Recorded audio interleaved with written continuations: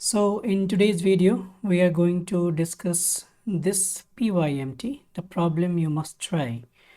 This is question number 35 in the series, and the question is from binomial, or we will see how it is connected to probability also. So at the first look, you can see the question is from binomial theorem, and you can notice that here we have to evaluate log base 32 and this whole expression sum, and whatever the sum result will come, we substitute it at the place of the argument of the log 32 base, and then we have to evaluate it. So our prime aim is to find out this binomial coefficients sum. Now there's a pattern in it, and I must say that you should try first. If you solve it correctly, your answer should be 20. So let's see the first method, in which we simply understand the pattern and how this pattern reveal the general version of this summation.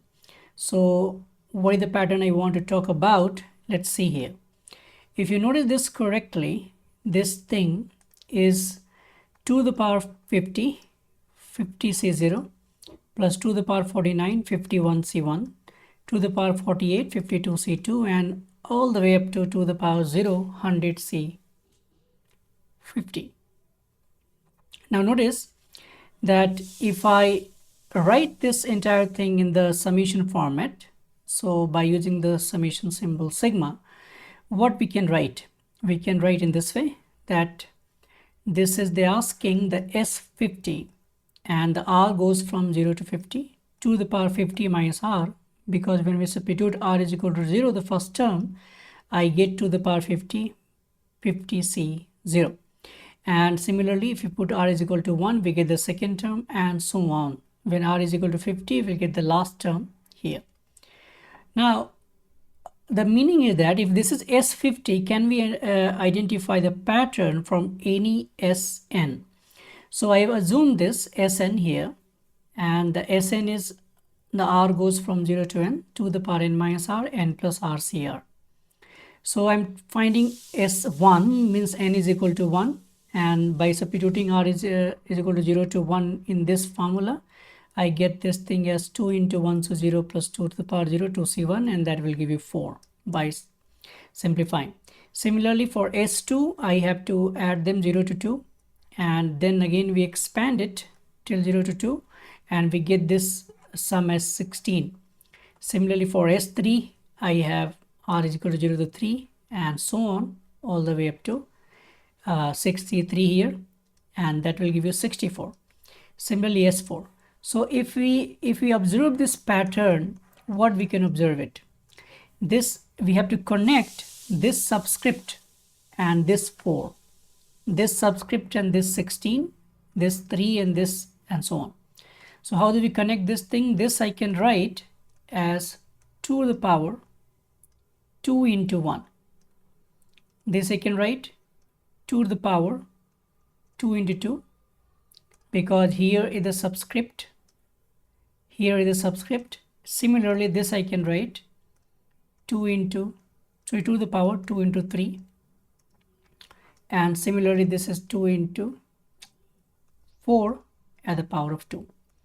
So this is, I'm writing here 2 to the power 2 into 4. Now this by observing this thing, if I have to evaluate S50, so for S50 I can safely write that 2 to the power, or Sn if you have to write, this is the formula now, 2 to the power 2n, and this is the standard result. We can memorize it, or we can keep it in our memory. Now this is going to be 2 to the power 2 into 50, and that is 2 to the power 100. Now if we have to evaluate this thing, log of 32, what I get? Log base 32 to the power 100. Of course, this 32 is the 2 to the power 5, and this is 2 to the power 100. Now this log property, by the log property, this 5 will jump off from here in the denominator of the front, and this log 2 and 2 to the power 100. Now again 100 will jump off by this similar property we have for the log, and log 2 base 2 is 1, so that is going to be 20.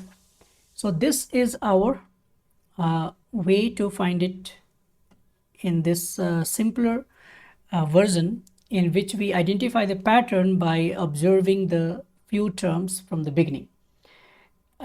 You want to understand more, then you can just take S5 and see whether the pattern is correct or not. Okay, now the second method, I want to connect this thing with the probability, and how it will be connected. Let's see it. So what is the probabilistic version of it? And the thing is that let's understand through a game. So two players A and B are playing a game, and the game is just tossing a coin. And if A get heads n plus 1 times first, and this is tail, by the way, not the head, and B gets tails n plus 1 times first, then he will be the winner. So suppose you have to find out the probability of A wins. And by the way, they by the symmetry you can see the probability of winning the game by A, or the probability of the winning of the game by B, both are same. So I can say the probability of A and probability of B is equal to half. But let's find this half in a different way, and then we will equate them. So what is the meaning of this? So the idea is that, let's say they first have n plus r throws. So out of n plus r throws, let's say the A has won n games. It means we can write the distribution in this way. The R I don't know. So what is the probability of A wins is this thing, that R can be 0 to n. What is the meaning of R can be 0 to 1? This means that when R is equal to 0, out of all the n first throws, already A has won all the throws actually. Means the idea is this, that if I write this thing, so the winning of head is n, and the losing of tail is also r actually. So this is out of n plus r throws, A has won. This is the A wants, and this is the B wants, we can say. So B has got the tail r times, and so on. And when r goes from 0 to n here, suppose I'm putting r is equal to n as the last final thing, then of course it will become 2n cn and so on. But if he has to win at the very n plus 1th means n plus r plus 1th throw, that must be again 1/2.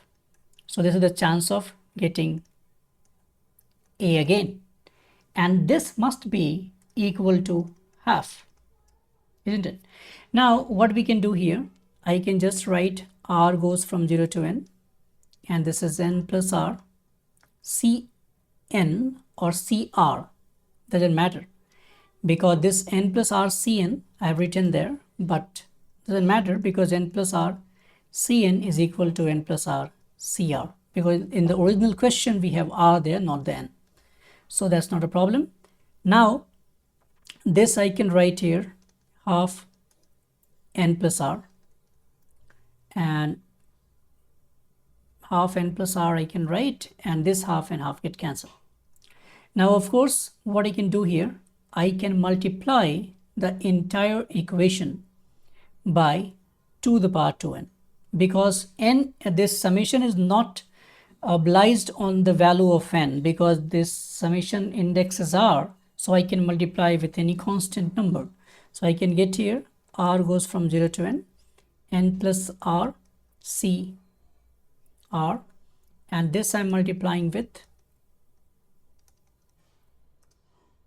half to the power, no, half to the power 2n, and that is going to be to the power 2n here. So what will happen?